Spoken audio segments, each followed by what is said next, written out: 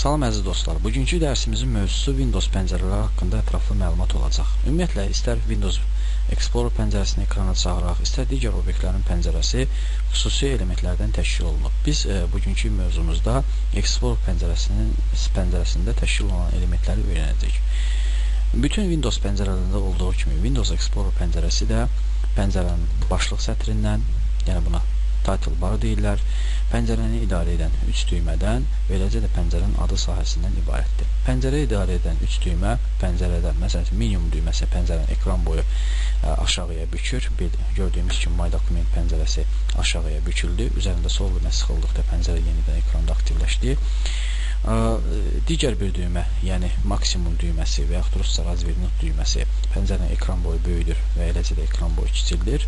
Digər üçüncü düymə isə əvvəlki dərslərində tanış olduğumuz kimi pəncərəni ekranda bağlayır. Explorer pəncərəsini yenidən ekrana çağırırıq. Alternativ üsullardan birini istifadə etdik. Pəncərənin ekran boyu kiçiltdik. Başlıq sətrinin aşağısında ayrı-ayrı menyu bölmələrindən ibarət olan menyu zolağı tutur. Bu menyu zolağı işin bu və ya digər aspektində fikri cəm etməyə və müəyyən əməliyyatlar aparmağa imkan verir. Menyu zolağının alt hissəsində pəncərəyə məxsus olan alətlər paneli tutur. Alətlər panelində olan işarələr ekranda bərkidilib və onları yerindən tərpətmək mümkün deyil.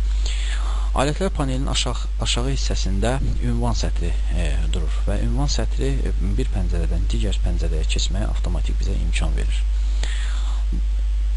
Ünvan sətrinin aşağı hissəsində Windows Explorer pəncərəsi praktik olaraq iki hissəyə bölünür. Ekranın sol tərəfi və ekranın sağ tərəfi. Ekranın sol tərəfi kompüterdə olan ünvanların konkret siyahısını verir, sağ tərəf isə seçilmiş ünvanın tərkibini verir. Məsəl üçün, əgər biz lokal disk C ünvanını seçsək, onda sağ tərəfdə C diskində daxil olan qovluqları və faylları görmüş olaraq və bunlar üzərində istənilən əməliyyatı tətbiq edə bilərik. Və yaxud deyək ki, My Document qovluğunu seçsək, onda ekranın sağ tərəfində mənim sənədlərimin adlanan qovluğun tərkibi görsənəcək.